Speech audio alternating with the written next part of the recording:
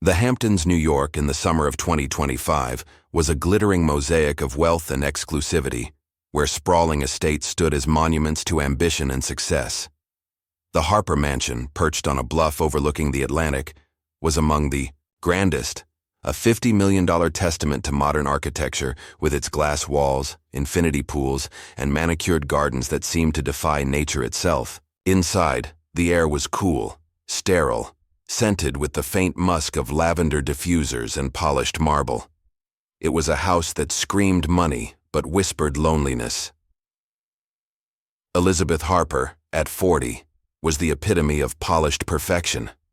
Her ash blonde hair was swept into a sleek chignon, her tailored white blazer and pencil skirt accentuating a figure maintained by private trainers and a disciplined diet.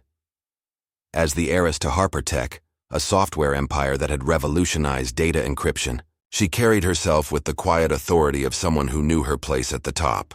Her days were a blur of board meetings, charity galas, and video calls with Silicon Valley executives, all orchestrated from her corner office in the mansion, where floor-to-ceiling windows framed the ocean like a living painting. But beneath the surface of her meticulously curated life, there was a fault line. Her 8-year-old son, Noah, was the epicenter. Diagnosed with severe autism at age 3, Noah had not spoken a word in nearly 3 years. The best specialists in New York, Boston, and San Francisco had all delivered the same verdict: nonverbal, limited cognitive potential, unlikely to progress beyond basic interactions. Elizabeth had poured millions into therapies, private tutors, and experimental treatments, but Noah remained locked in his own world, his blue eyes distant, his small hands clutching books or toys without apparent purpose. To Elizabeth, he was a puzzle she could not solve, a reminder of her limits in a life where limits were not supposed to exist. It was a Tuesday morning in June, the sun casting golden streaks across the marble floors of the mansion's grand library, when Elizabeth's carefully ordered world tilted. She had just finished a call with a venture capitalist in Palo Alto when she decided to check on Noah. He was supposed to be in the sensory room with his occupational therapist, but the house was unusually quiet. Her heels clicked sharply as she descended the spiral staircase, her mind already racing to the next task, a gala speech for a children's hospital fundraiser. As she entered the library, she froze. There on the Persian rug sat Noah, cross-legged, his small frame hunched over a colorful book. Beside him was Maya Johnson, the cleaning lady, her navy apron slightly askew, a spray bottle and rag abandoned on the floor. Maya, 36, with deep brown skin and tightly coiled hair pulled into a neat bun, was pointing at the book, her voice low and melodic. "Mira, Noah," she said softly. "This is gato. Can you say gato?" Elizabeth's voice cut through the air like a blade. "What are you doing?" Maya looked up, her expression calm but her eyes wary. She rose to her feet, smoothing her apron. "I'm sorry, Mrs. Harper. I was just—" "You were just what?" Elizabeth advanced, her Louboutin heels echoing, like gunshots on the polished floor. "You're the cleaning lady. Your job is to clean, not to sit on the floor with my son." Her gaze flicked to Noah, who hadn't looked up, his fingers tracing the edges of the book. "Can you explain why you're talking to him?" Maya clasped her hands in front of her, her posture steady despite the tension. "I was reorganizing the shelves, ma'am." Noah came over and started looking at the book. "I noticed he was, responding." "Responding?" Elizabeth's laugh was sharp, devoid of humor. "Noah doesn't respond. He hasn't spoken in 3 years. 3 of the best neurologists in the country have confirmed he's nonverbal. He doesn't interact. He doesn't learn." Her voice trembled slightly, betraying a crack in her composure. "And you, after 4 months in this house, think you know better." Maya's eyes softened, but she held her ground. "With all due respect, Mrs. Harper, sometimes children like Noah just need a different way to be heard." Elizabeth's lips tightened into a thin line. "You're overstepping. You're here to clean, not to play therapist." She stepped closer, her voice dropping to a dangerous whisper. "Where did this book come from?" "It's from the library, ma'am," Maya said, gesturing to the shelves. I was dusting and pulled it out. It's in Spanish. Noah seemed interested. Interested? Elizabeth snatched the book from Noah's hands, ignoring his small flinch. The cover read, Animales del Mundo. She flipped it open, her eyes scanning. The bright illustrations and foreign words. You thought you could use my son as some kind of experiment? Noah's head lifted then, his blue eyes locking onto Maya's. His lips parted, and a single word slipped out, soft but clear. Hola. The room went silent. Elizabeth's breath caught, her hand frozen on the book. For a moment she couldn't move, couldn't think. Noah hadn't spoken since he was 5, not a word, not a sound beyond the occasional hum or cry. She stared at him, then at Maya, whose eyes shone with quiet satisfaction. He spoke, Elizabeth whispered, her voice barely audible. He said hello in Spanish. Maya nodded, crouching beside Noah again. He's been listening, Mrs. Harper. I've noticed it over the past few weeks. When I clean, I sometimes hum or speak in different languages. French, Spanish, little Mandarin. Noah reacts. He watches. He understands. Elizabeth's mind reeled. She looked at her son, who was now turning the pages of the book with deliberate care, his fingers lingering on a picture of a lion labeled Leon. For the first time in years, there was a spark in his eyes, a flicker of something alive and curious. But the moment was fleeting, replaced by a surge of indignation. You've been speaking to him behind my back, without my permission? I didn't mean to overstep, Maya said, her voice steady but gentle. It started by accident. I was cleaning and he came closer. I thought, maybe he just needed something familiar, something that felt safe. Safe? Elizabeth's voice rose. You don't know him. You don't know what he needs. You're not qualified to make those judgments. She clutched the book tighter, her knuckles white. From now on, you stick to your duties. Clean the basement, the service areas. Stay away from Noah. Maya's expression remained calm, but something flickered in her eyes, something Elizabeth couldn't read. I understand, ma'am, Maya said, gathering her cleaning supplies. She glanced at Noah, who was still absorbed in the book, and then left the room without another word.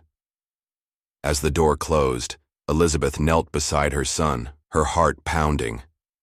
Noah, she whispered, touching his shoulder. He didn't look up, but his fingers paused on the page.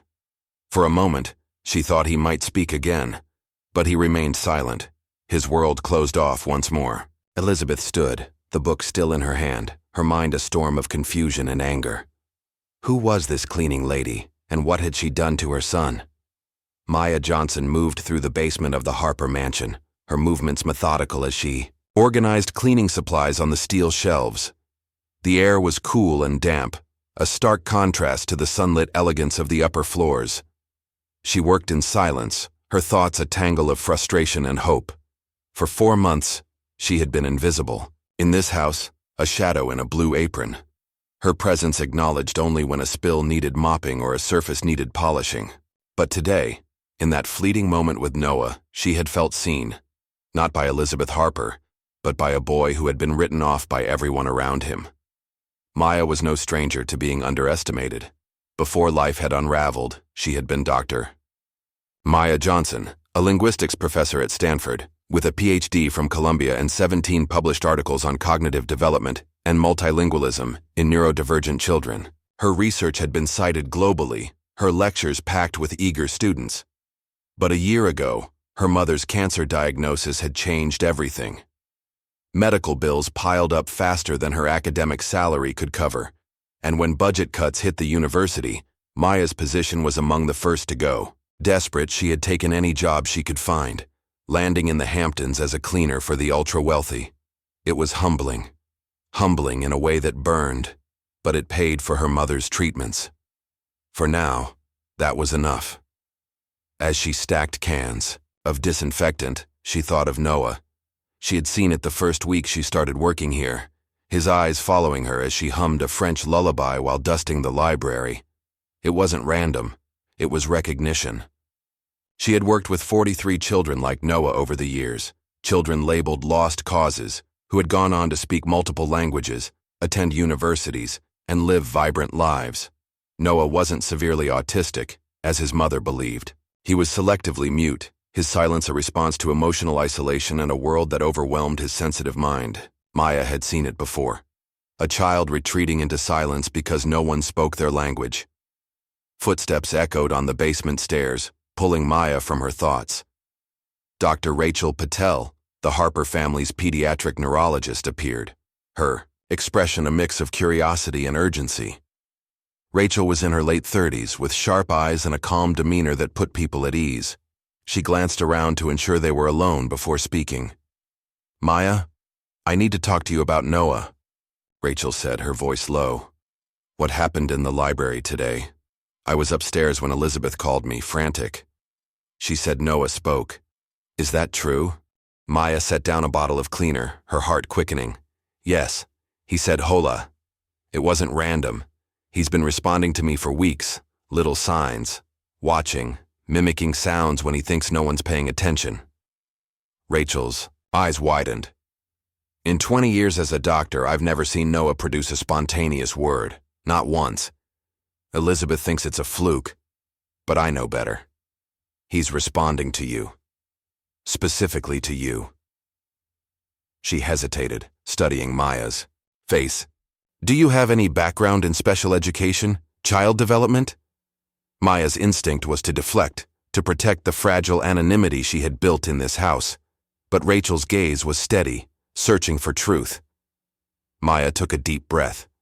"If I told you I have a PhD in applied linguistics from Columbia, with a focus on cognitive development in neurodivergent children, what would you do with that information?"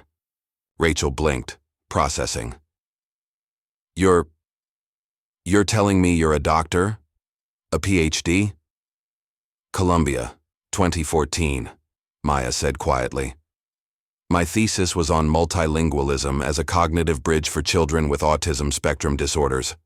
I've published 17 articles, worked with 43 children like Noah. But life happened. My mother got sick, I lost my job, and I needed work that paid immediately. So, here I am." Rachel sat on a nearby crate, her expression a mix of shock and admiration. "My God, Maya, what are you doing cleaning houses?" "Surviving," Maya said simply. "But Noah, I know I can help him. He's not severely autistic. He's selectively mute with high auditory sensitivity. His silence is a response to emotional overload, not a lack of ability. I've seen it before." Rachel leaned forward, her voice barely above a whisper. "Elizabeth wants to increase his medication tomorrow. She thinks he's regressing, making random noises. But I saw his face today. That wasn't random. He's progressing." Maya's chest tightened. "Increasing his meds will shut him down further. He's not regressing. He's breaking through. He needs a safe environment, a way to communicate that makes sense to him." Rachel pulled a card from her pocket and handed it to Maya. "My private number. If you're willing to help Noah, I'll back you medically. But we have to be discreet. Elizabeth, she doesn't trust easily." Maya took the card, her fingers tracing the embossed letters. For the first time in months, she felt a spark of purpose. "I'm in, Dr. Patel. For Noah." That night, as the mansion slept, Maya sat in her small apartment in East Hampton, her phone pressed to her ear. She hadn't done this in 2 years, but the call felt like slipping into an old, familiar skin. "James, it's Maya Johnson," she said when the line connected. The voice on the other end, Professor James Williams from Stanford's linguistics department, was stunned. "Maya? My God, where have you been? Your work on multilingual interventions was cited in Nature last month. Harvard's been trying to reach you." "I'm in a temporary situation," Maya said, glancing at the modest room lit by a single lamp. "I need a favor. Can you send me my research files, the intervention protocols for selective mutism, the multilingual frameworks, everything?" James didn't hesitate. "Give me an hour. I'll encrypt them and send them to your old email. But Maya, what's going on?" "I found a kid who needs me," she said simply. "And I think I need him too." As she hung up, a sense of hope bloomed in her chest, fragile but real. She didn't know that upstairs in the mansion, Karen, the head housekeeper, had overheard her earlier conversation with Rachel, her ear pressed to the basement door. Karen, with her sharp eyes and sharper tongue, had already decided to take this information to Elizabeth, framing it as a betrayal by a deceitful employee. In Noah's room, the boy lay in bed, a book about animals tucked under his pillow. He had found it by chance, or so he thought, slipped beneath his bed by a certain cleaning lady who knew exactly what she was doing. "Dog, chien, perro," he whispered into the dark, each word a small rebellion against the silence that had held him captive for so long. The morning sun filtered through the heavy drapes of Elizabeth Harper's office, casting long shadows across the mahogany desk where she sat, her eyes fixed on a financial report that blurred into meaningless numbers. Her mind was elsewhere, replaying the sound of Noah's voice saying "Hola" in the library yesterday.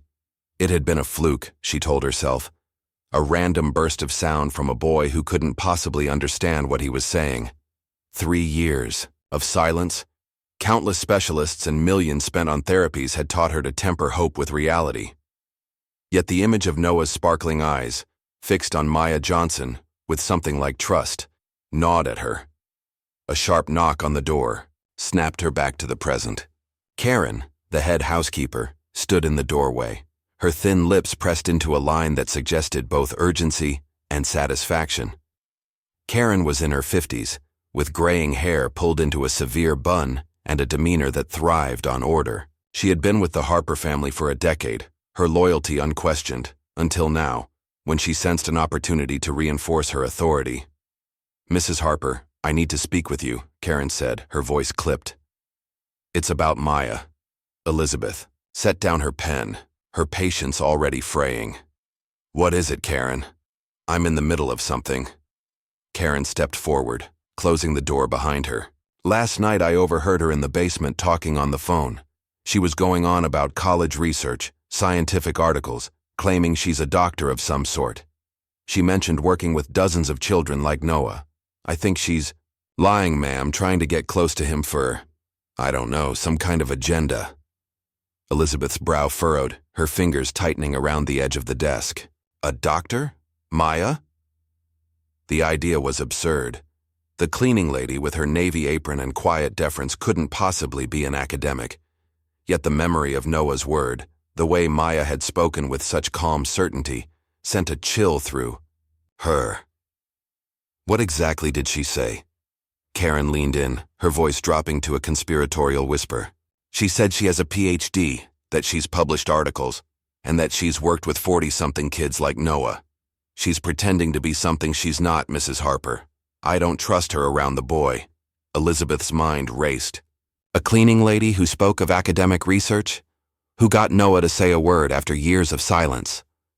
The pieces didn't fit, and that dissonance unsettled her more than she cared to admit.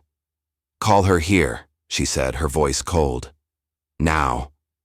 15 minutes later, Maya entered the office, her navy apron replaced by a simple black sweater and jeans, her cleaning shift technically over. She stood before Elizabeth's desk, her hands clasped, her expression as serene as ever. Elizabeth, standing behind her desk, turned her laptop toward Maya.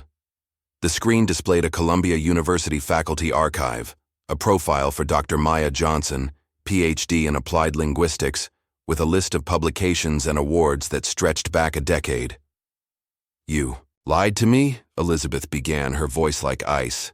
"You led me to believe you were just a cleaning lady, when all this time, you're a doctor of linguistics specializing in autistic children." Maya's eyes flicked to the laptop, then back to Elizabeth. "I never lied, Mrs. Harper. I just didn't offer information that wasn't requested." "Not requested?" Elizabeth slammed her hand on the desk, the sound echoing in the cavernous office. "You let me think you were uneducated, unqualified, when you've been, what? Using my son as some kind of experiment behind my back?" Maya's voice remained steady, though her eyes held a quiet fire. "Why would it have mattered? From the day I started, you made it clear I was invisible. My job was to clean, not to have opinions, not to offer anything beyond a mop and a rag. You didn't ask who I was, so I didn't tell you. Elizabeth felt a pang in her chest, a mix of anger and something uncomfortably close to shame. That's different, she snapped. You should have told me your qualifications. I had a right to know who was interacting with my son. For what? Maya's voice was calm but cutting. So you could dismiss me in a more creative way? Tell me that even with a PhD, I'm still just the help? I've been on the other side of this conversation, Mrs. Harper. I know how it ends. The door burst open before Elizabeth could respond. Noah ran in, his small frame vibrating with excitement, followed closely by Dr. Rachel Patel, who looked slightly out of breath. Lana! Noah shouted, his voice clear and bright. He switched to French, his words tumbling out.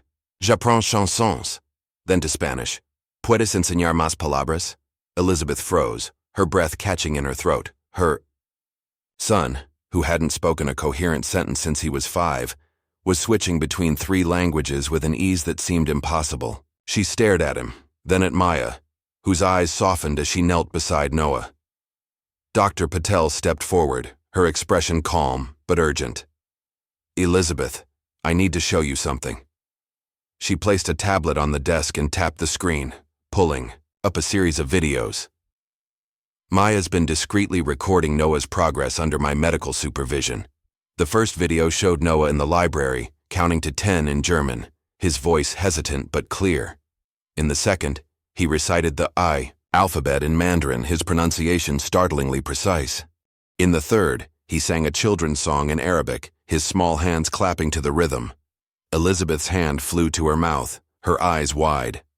7 languages, Dr. Patel said, her voice steady. In 3 weeks, Noah has not only started speaking, but he's grasping complex grammatical structures. His cognitive ability is exceptional, Elizabeth. This isn't random.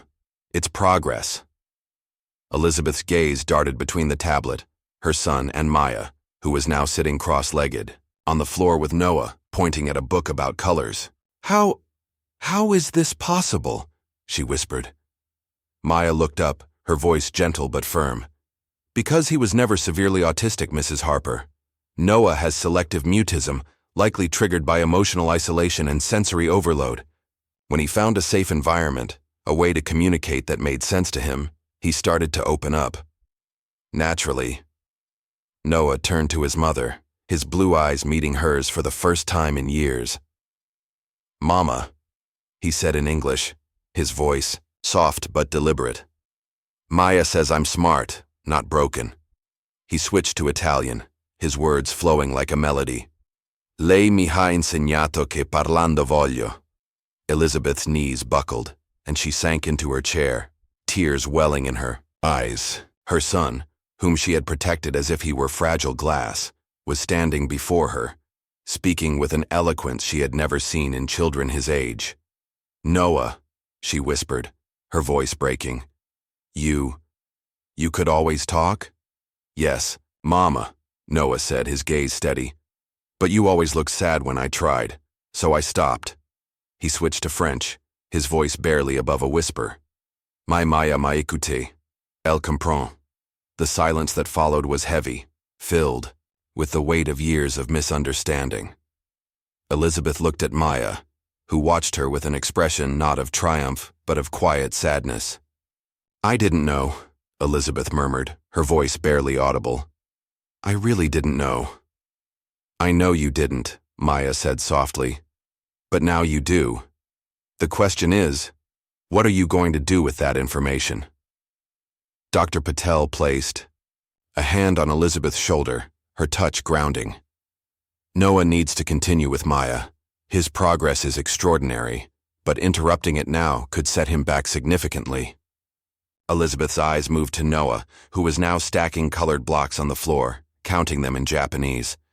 Ichi, ni, san, he said, his voice bright with discovery.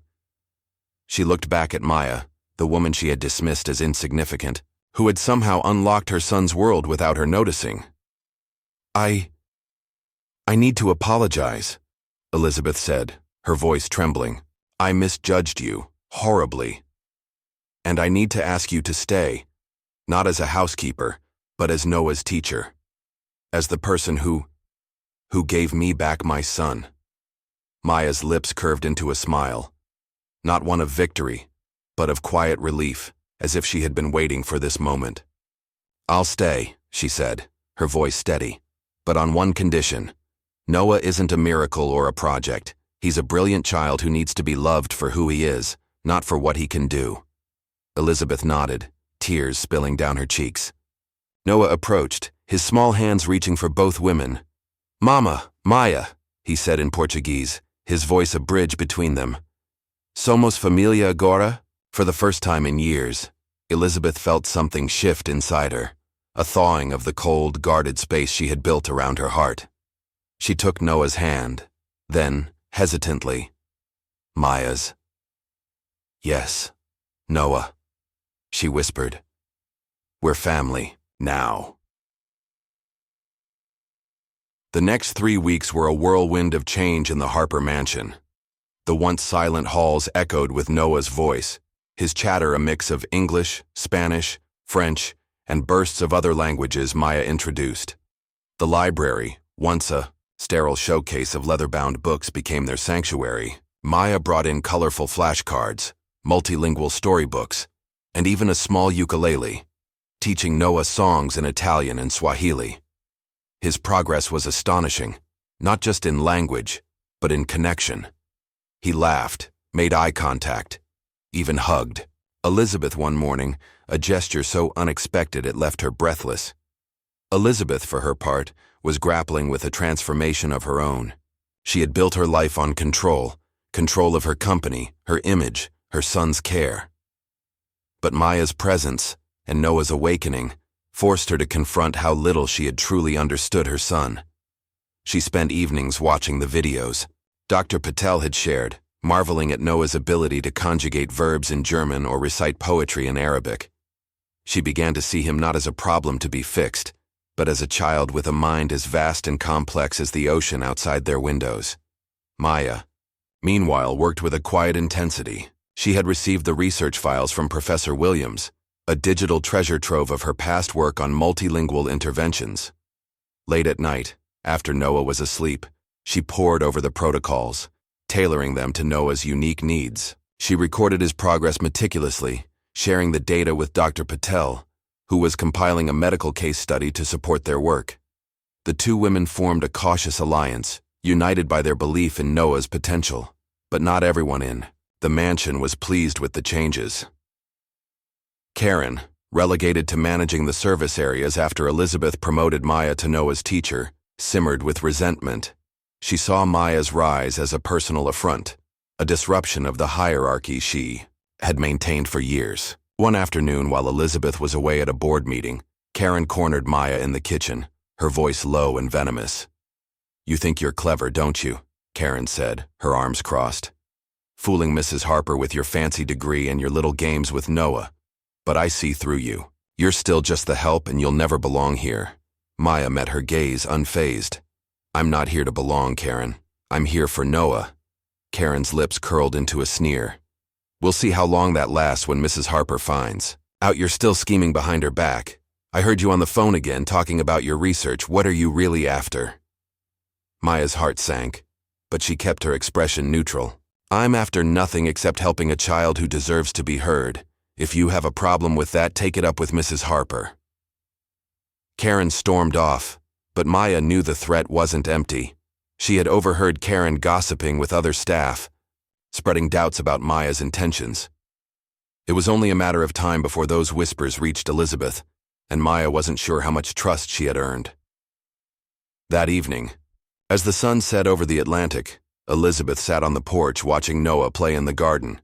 He was chatting with the gardener, Miguel, in Spanish, his laughter carrying on the breeze. "Mira, flores rojas," he exclaimed, pointing at a bed of roses. Elizabeth smiled, a genuine warmth spreading through her chest. For the first time in years, her son seemed happy, alive. Maya joined her, carrying a stack of flashcards. "He's picking up Spanish faster than I expected," she said, sitting beside Elizabeth. "He's got a natural ear for languages." Elizabeth turned to her, her expression softer than it had ever been. Maya, I've been thinking about what you've done for Noah. For us. I want to do more than just hire you as his teacher. I want to fund a program, something to help other kids like Noah. Your methods, they're extraordinary. Maya's eyes widened, but she nodded cautiously. That's generous, Mrs. Harper. But it's not just about methods.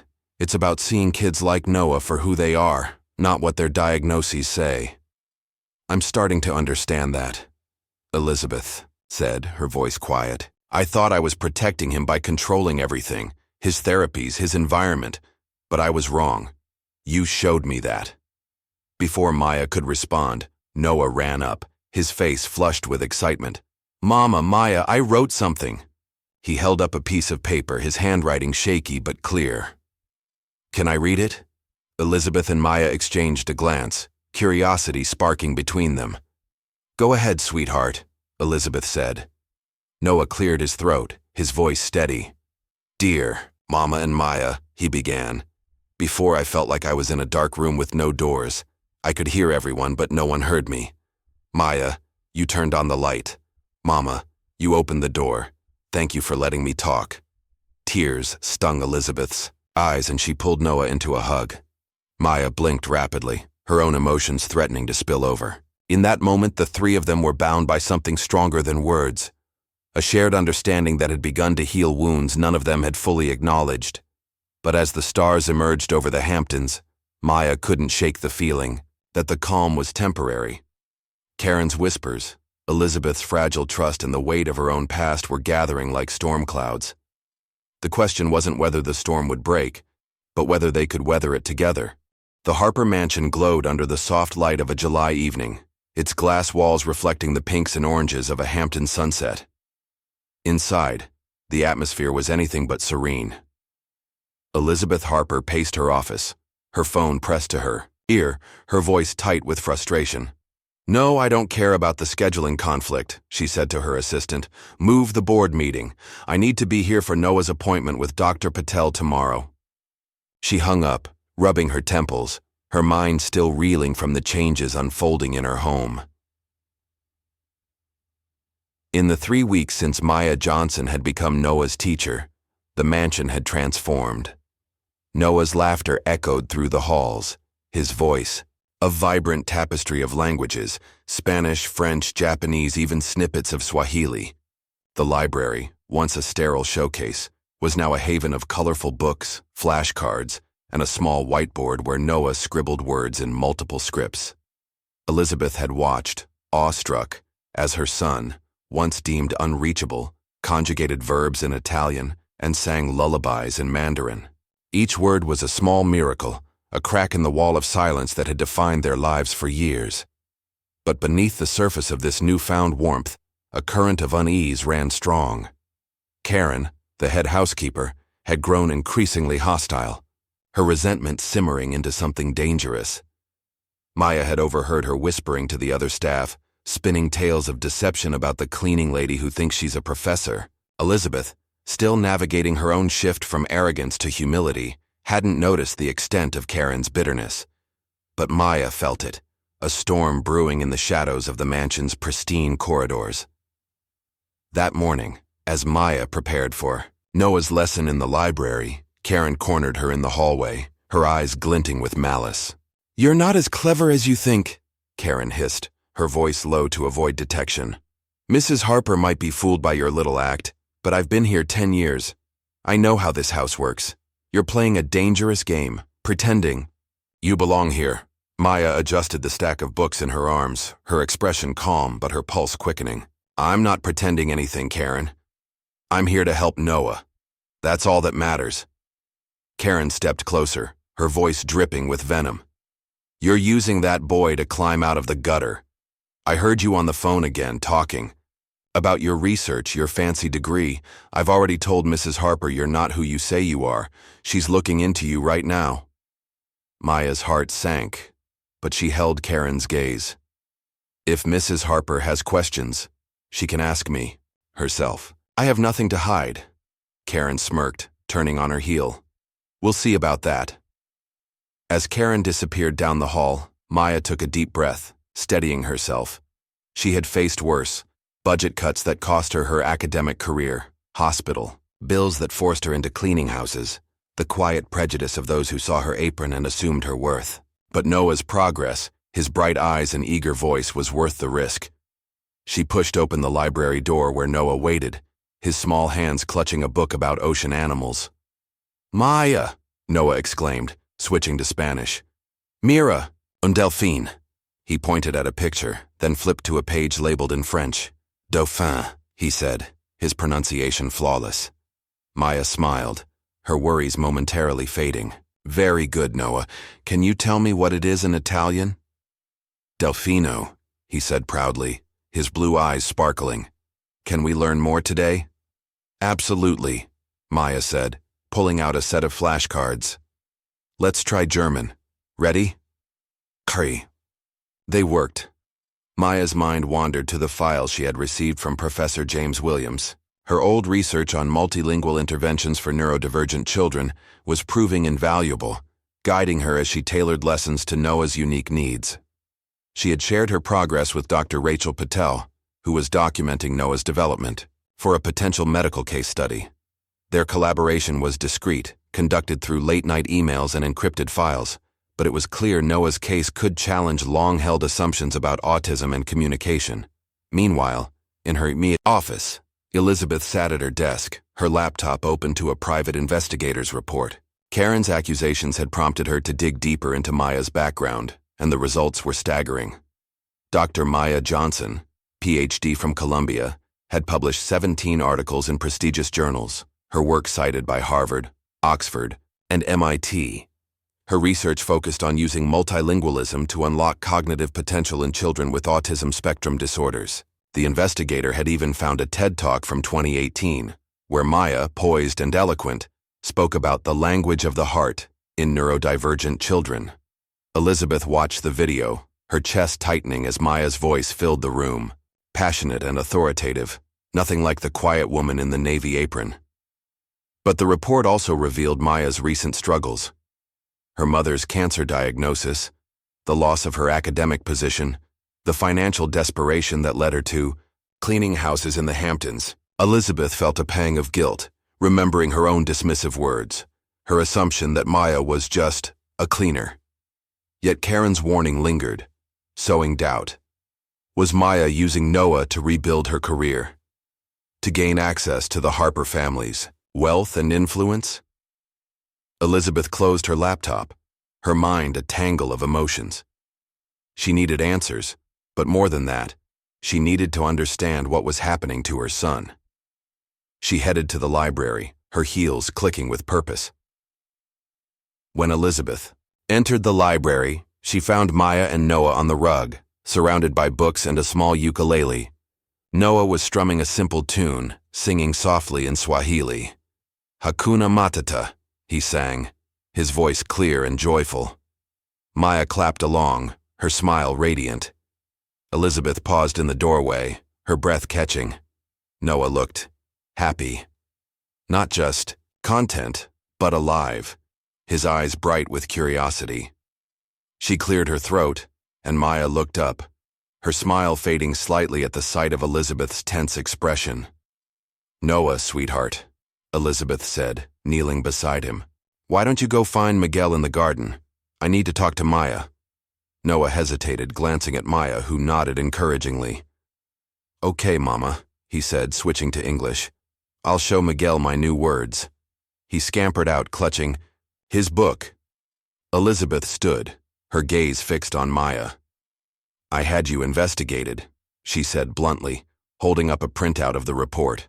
"Dr. Maya Johnson, Columbia University, 17 publications, expert in neurodivergent communication. You didn't think to mention any of this?" Maya rose, her posture steady. "I told you, Mrs. Harper, I didn't lie. You never asked who I was. You assumed." Elizabeth's jaw tightened. "Don't turn this on me. You've been working with my son, teaching him, recording him, all without my full consent. Karen says you're scheming, using Noah to get back into academia, maybe even to exploit our family." Maya's eyes flashed, but her voice remained calm. Karen's wrong. I'm here for Noah, not for fame or money. I've seen what happens when kids like him are written off. I've worked with 43 children who were labeled lost causes, and 38 of them are now thriving, speaking, learning, living full lives. Noah can do that too. Elizabeth's hands trembled as she set the report on a nearby table. You should have told me. I had a right to know who was influencing my son. And I had a right to be seen as more than a mop, Maya said, her voice quiet but firm. You decided my worth the moment I walked in here. I didn't tell you. About my PhD because I knew it wouldn't matter. You'd already made up your mind. The words hit Elizabeth like a slap. She opened her mouth to retort, but the library door swung open and Noah burst in, Dr. Patel trailing behind him. Mama, Maya! Noah shouted, his voice a mix of Portuguese and French. You aprendi une nouvelle chanson. He held up a notebook, his handwriting scrawled across the page. Can I sing it? Elizabeth's anger faltered, replaced by the sight of her son's excitement. Dr. Patel stepped forward, holding her tablet. Elizabeth, before you say anything else, you need to see this. She opened a new video, time-stamped from that morning. In it, Noah was reading a short story in German, his voice steady as he navigated complex sentences. Another clip showed him solving a simple math problem in Japanese, his small fingers tracing numbers on the whiteboard. This isn't just language, Dr. Patel said. Noah's cognitive processing is accelerating. His ability to switch between languages to understand abstract concepts, it's extraordinary. Maya's methods are working, and interrupting them now could be devastating. Elizabeth's eyes filled with tears as she watched the videos, her son's voice filling the room. She turned to Noah, who was now sitting beside Maya, flipping through his notebook. Mama, he said in English, his gaze direct. Maya says I'm not broken, she says I'm smart. He switched to Italian, his voice soft but clear. Lei mi ha insegnato che posso parlare. Elizabeth sank to her knees, her hand reaching for Noah's. You could always talk, she whispered, her voice breaking. Why didn't you? Noah looked at her, his blue eyes steady. You were sad, Mama. When I tried to talk, you looked scared, so I stopped. He switched to French, his voice barely audible. Mais Maya m'a écouté. Elle sait que je peux. The room fell silent, the weight of Noah's words settling over them. Elizabeth looked at Maya, whose expression held no judgment, only a deep, quiet sorrow. I didn't know, Elizabeth said, her voice barely above a whisper. I thought I was protecting him, keeping him safe. I didn't know he was waiting for me to listen. Dr. Patel placed a hand on Elizabeth's shoulder. Noah's progress is unprecedented, but it's fragile. He needs Maya's guidance, her approach. She's created a safe space for him to communicate, and that's why he's thriving. Elizabeth nodded, tears streaming down her face. She turned to Maya, her voice trembling. I was wrong about you. I judged you, dismissed you, and I'm sorry. Please, stay. Not as a housekeeper, but as Noah's teacher, his guide. You've given me back my son. Maya's eyes softened, and she knelt beside Noah, who was now stacking his flashcards into a neat pile. I'll stay, she said, her voice steady. But not for you, Mrs. Harper. For Noah. And on one condition. We treat him as a child, not a project. He's brilliant, but he's not here to prove anything. He's here to be loved. Elizabeth nodded, her throat tight. I understand. And I want to do more. I want to fund a program, Maya. Your methods, they could help other kids, other families. I have the resources. Let's make it happen. Noah reached for both women's hands, his small fingers warm and sure. Mama, Maya, he said in Portuguese, his voice a bridge between them. Somos familia agora? Elizabeth's heart swelled and she squeezed his hand. Yes, Noah, we're family now. The next month was a blur of activity. Elizabeth threw her considerable resources into creating the Noah's Voice Foundation, a nonprofit dedicated to supporting neurodivergent children through Maya's multilingual methods. She hired a team of lawyers, educators, and PR specialists, working closely with Maya to design a curriculum that could be scaled to schools and clinics. Maya, initially hesitant about the spotlight, agreed to lead the program, her passion for helping children outweighing her fear of exposure. Noah's progress continued to astound. He mastered basic phrases in 9 languages, his confidence growing with each new word. He began writing short stories, blending English, Spanish, and French in a way that was both chaotic and beautiful. Elizabeth, once consumed by her corporate empire, started spending evenings in the library with Noah and Maya, learning basic Spanish phrases to keep up with her son. For the first time, she felt like a mother, not just a caretaker, but Karen's resentment hadn't faded. Convinced Maya was a threat to her authority, she escalated her sabotage, spreading rumors among the staff that Maya was manipulating Elizabeth for personal gain. One evening, she took it further, posting anonymously on a Hamptons social media group, accusing Maya of falsifying her credentials and exploiting Noah. The post gained traction, catching the attention of a local journalist who began digging into Maya's past. When Elizabeth learned of the rumors, her trust in Maya wavered. She confronted her in the library, holding up her phone with the offending post. "Is this true?" she demanded. "Are you using us, Maya? Because I can't handle another betrayal."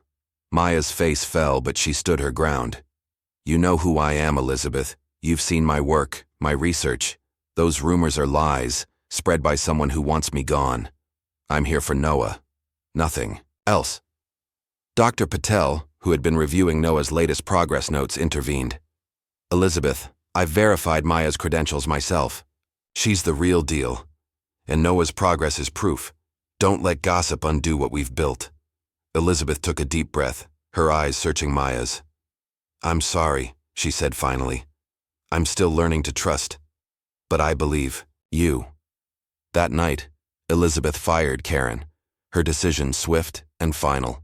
The housekeeper's attempts to undermine Maya had crossed a line, and Elizabeth was done tolerating toxicity in her home. As Karen left, her parting words were bitter. "You'll regret this, Mrs. Harper. She's not one of us." Elizabeth didn't respond. She was too busy watching Noah, who was teaching Miguel the gardener how to say butterfly in German. "Schmetterling," Noah said, his voice bright with pride. By late August, the Noah's Voice Foundation was gaining momentum. Maya and Elizabeth launched a YouTube channel, Noah's Words, where Maya shared language-based learning techniques, using Noah's progress as an inspiring example. The channel exploded, amassing 1 million subscribers in just 2 months.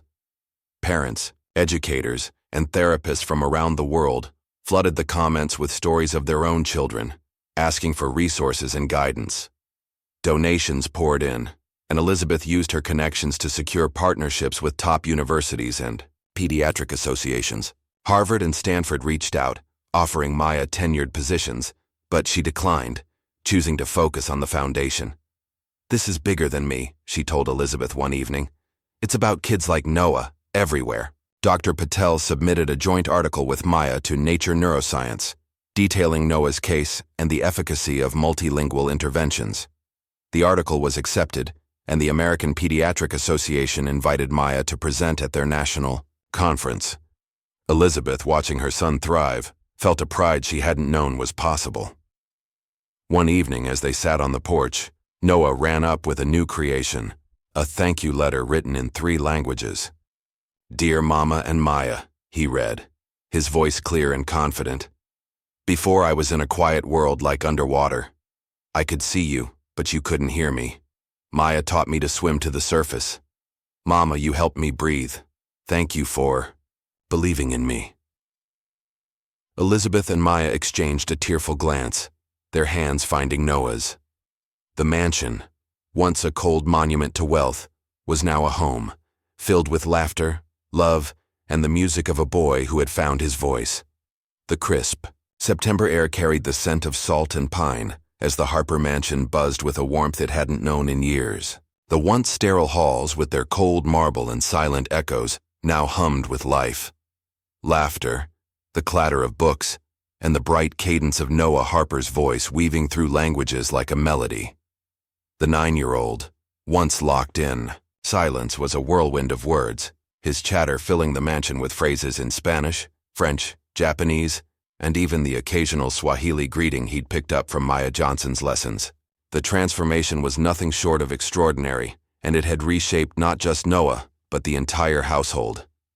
Elizabeth Harper stood on the mansion's wide porch, her laptop open to a spreadsheet detailing the Noah's Voice Foundation's latest milestones. In the 3 months since its launch, the foundation had raised over $2 million in donations, partnered with 15 public schools to implement Maya's multilingual curriculum, and garnered international attention through their YouTube channel, Noah's Words. The channel, now boasting 2.5 million subscribers, had become a beacon for parents and educators of neurodivergent children, offering free resources and tutorials based on Maya's research. Elizabeth, once consumed by her tech empire, now found herself poring over grant proposals and educational policies. Her priorities irrevocably shifted. In the garden below, Noah was teaching Miguel, the gardener, how to say sunflower in German. Sonnenblume, Noah said, pointing at the tall golden blooms swaying in the breeze. Miguel, a kind man in his 40s with a weathered smile, repeated the word carefully, his accent thick but earnest. Good job, Miguel. Noah cheered, switching to Spanish. Ahora di girasol. Elizabeth smiled, a genuine warmth spreading through her chest. 6 months ago, she had believed Noah would never speak, never connect, never live a normal life. Now he was more articulate than most children his age, his mind a vibrant tapestry of languages and ideas. She glanced at her watch, noting the time. Maya would be arriving soon for their daily planning session, a ritual that had become as essential to Elizabeth as her morning coffee. Inside the library, Maya was setting up for Noah's lesson, her arms full of colorful flashcards and a new book about space in Italian. Her navy apron was long gone, replaced by a tailored blazer and slacks, gifts from Elizabeth, who insisted Maya dress the part of the foundation's lead educator. Maya had resisted at first, uncomfortable with the attention, but she couldn't deny the shift in how the world saw her. The whispers of cleaning lady had faded, replaced by titles like Dr. Johnson and pioneer in neurodivergent education. Harvard, Stanford, and Columbia had all offered her tenured positions, and 3 publishers were vying for the rights to her book, The Language of the Heart, Unlocking Potential in Neurodivergent Children. Yet Maya remained focused on Noah and the foundation, her purpose rooted in the children she could help. As she arranged the flashcards, her phone buzzed with a message from Dr. Rachel Patel. Article accepted in Nature Neuroscience. APA conference wants you and Noah as keynote speakers. Call me. Maya's heart raced. The American Pediatric Association's national conference was a stage for the world's leading experts, and the invitation was a testament to the impact of her work with Noah. But it was the thought of Noah speaking alongside her that brought a lump to her throat. A year ago, he was a silent boy in a mansion of wealth and despair. Now, he was ready to share his voice with the world. The library door opened, and Elizabeth stepped in, her expression a mix of determination and nervous energy. Maya, we need to talk about the conference, she said, setting her laptop on the table. The APA reached out to Rachel. They want you and Noah to present next month in Chicago. It's a huge opportunity, but are you sure he's ready? Maya nodded, her eyes steady. He's ready, Elizabeth. Noah's not just speaking, he's communicating, expressing ideas. He understands what this means, and he wants to do it. Elizabeth hesitated, her fingers tracing the edge of her laptop. I trust you, but it's a big stage. Thousands of people, cameras, questions. I don't want him overwhelmed. He won't be, Maya said, her voice calm but firm. We've been practicing public speaking in small doses. He's been presenting to the staff, to Miguel, even to the kids at the local library program we started. He's thriving because he feels safe. I'll be with him every step of the way. Elizabeth exhaled, a small smile breaking through her worry. You've thought of everything, haven't you? I've had to, Maya said, her tone softening. Kids like Noah don't get second chances unless someone fights for them. I learned that the hard way. Elizabeth's gaze dropped, a flicker of guilt crossing her face. She remembered the early days, her dismissal of Maya, her refusal to see beyond the apron. "I'm still sorry for how I treated you," she said quietly. "I was blind, Maya. I thought I knew what was best for Noah, but I was wrong." Maya met her eyes, her expression warm but unflinching. "You're not that person anymore, Elizabeth. You've changed, just like Noah has. That's what matters." Before Elizabeth could respond, Noah burst into the library, his arms full of a new notebook. "Mama, Maya," he called, switching to French. "J'ai écrit une histoire." He held up the notebook, his handwriting a mix of English, Spanish, and Italian. "Can I read it?" Elizabeth and Maya exchanged a glance, their earlier tension dissolving into shared anticipation. "Go ahead, sweetheart," Elizabeth said, pulling up a chair. Noah cleared his throat, his voice confident. "Once upon a time," he began in English. "There was a boy who lived in a quiet world. He saw everything, colors, stars, words, but no one heard him. Then a teacher came, and she spoke his language. She showed him the world wasn't quiet. It was loud with love." He switched to Spanish, his eyes bright. "Y la mamá del niño aprendió a escuchar, y todos fueron felices." Elizabeth's eyes filled with tears, and she reached for Noah's hand. Maya blinked rapidly, her own emotions threatening to spill over. "That's beautiful, Noah," Maya said, her voice thick. "You're a storyteller." Noah grinned, switching to Japanese. "Arigato, Maya-sensei. Can we put it on the channel?" Elizabeth laughed, wiping her eyes. "We'll have to ask Maya, but I think it's a perfect addition to Noah's words. Weeks leading up to the APA conference were a whirlwind of preparation. Maya and Noah rehearsed their presentation daily, refining their message and practicing responses to potential questions. Noah's confidence grew with each session, his ability to articulate his journey, astonishing even Maya, who had seen his potential from the start. Elizabeth, meanwhile, worked tirelessly on the foundation, securing partnerships with major universities and pediatric clinics. The YouTube channel continued to grow, with viewers sending letters from as far as Japan and Brazil, sharing stories of children inspired by Noah's progress. But not all was smooth. The rumors Karen had spread lingered, amplified by a local journalist who published a sensationalized article questioning Maya's credentials and motives. The piece, titled "Cleaning Lady or Con Artist," suggested Maya had manipulated the Harper family for fame. Elizabeth, furious, hired a PR firm to counter the narrative, releasing a statement verifying Maya's PhD and the foundation's impact. The backlash faded, but it left Maya wary, a reminder of how quickly trust could be undermined. Karen, meanwhile, had struggled since her dismissal. Her reputation for gossip had spread through the Hamptons' tight-knit network of elite households, making it difficult to find work. Elizabeth heard through a mutual acquaintance that Karen was now cleaning offices in Southampton, her days of managing high-society homes behind her. Maya, when asked about it, simply shrugged. "Karma has its own schedule," she said, her focus on Noah unwavering. On the eve of the conference, Elizabeth hosted a small dinner in the mansion's dining room, a rare moment of calm. Noah, Maya, Dr. Patel, and Miguel sat around the table, the chandelier casting a warm glow over plates of roasted vegetables and grilled salmon. Noah, ever the entertainer, regaled them with a story in Italian about a fish who learned to fly. "Pesce volante," he exclaimed, his hands mimicking wings. Miguel laughed, raising his glass of sparkling water. "To Noah, the boy who makes fish fly and words dance." Elizabeth clinked her glass against his, her eyes shining. "And to Maya, who taught him how." Maya smiled, but her thoughts were on the conference. Tomorrow, she and Noah would stand before 5,000 educators, doctors, and parents, sharing a story that could change how the world saw neurodivergent children. It was a daunting prospect, but Noah's confidence was infectious.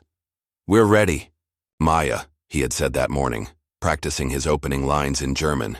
"Wir können das machen." The Chicago Convention Center buzzed with anticipation as Maya and Noah took the stage at the APA's national conference. The auditorium was packed, the audience a sea of faces, educators, therapists, parents, and researchers from around the globe. Elizabeth sat in the front row, her heart pounding with a mix of pride and nerves. Noah, now 9, stood tall in a navy blazer, his blue eyes scanning the crowd with a calm that belied his age. Maya, in a tailored gray suit, stood beside him, her presence steady and assured. Noah stepped to the microphone first, his voice clear and strong. "My name is Noah Harper," he said, the words echoing through the auditorium.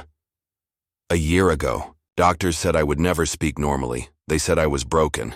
But I wasn't. I was just waiting for someone to hear me."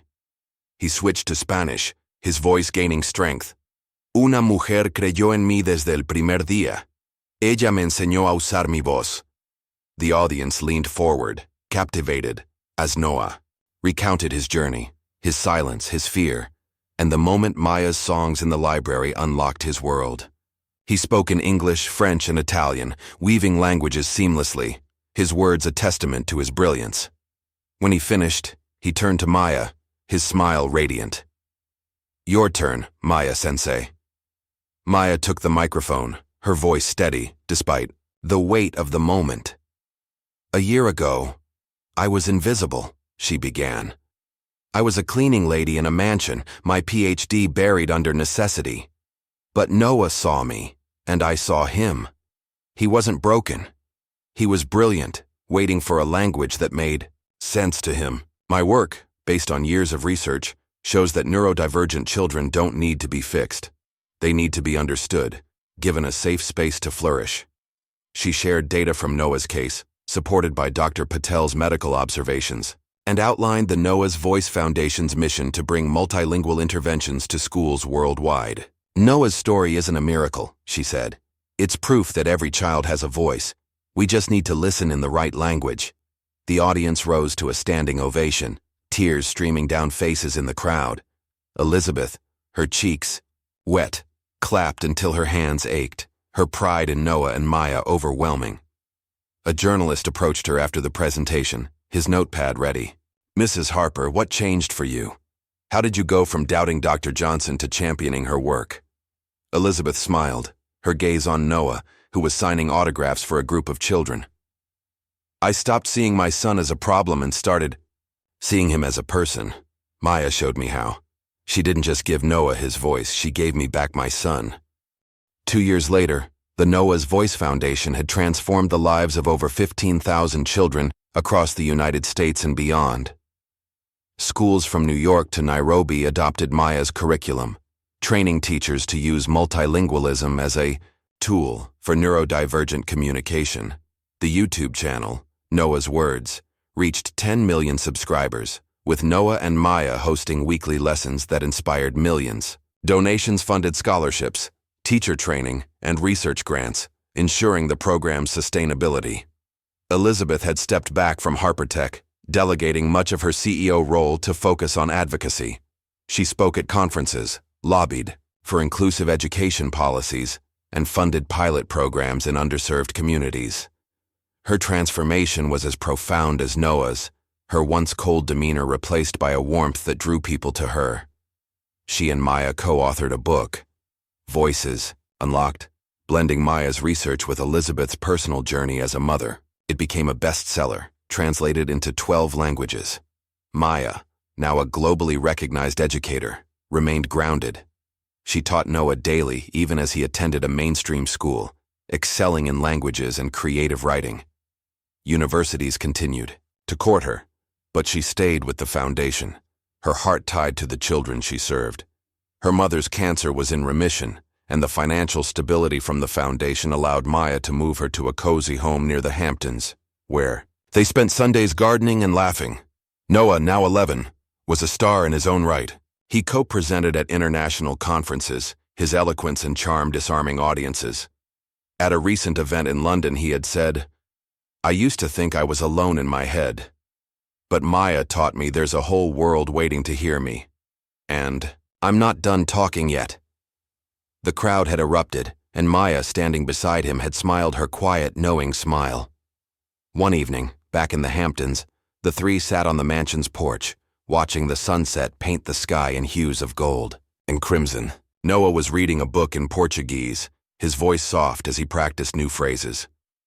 Elizabeth sipped her tea, her eyes on her son, then on Maya.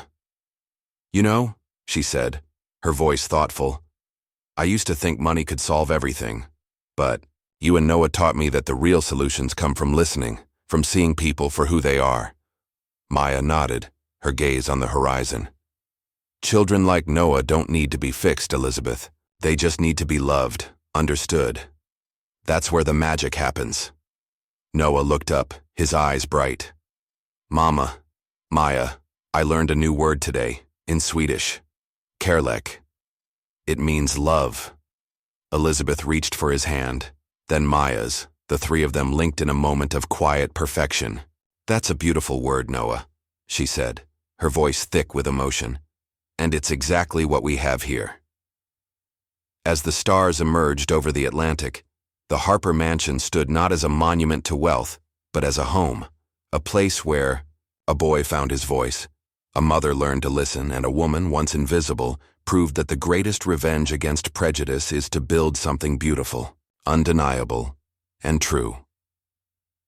The story of Noah, Maya, and Elizabeth spread far beyond the Hamptons, a testament to the power of connection over assumption, of love over limitation. The Noah's Voice Foundation continued to grow, its impact measured, not in dollars, but in the voices of children who, like Noah, had been waiting for someone to hear them.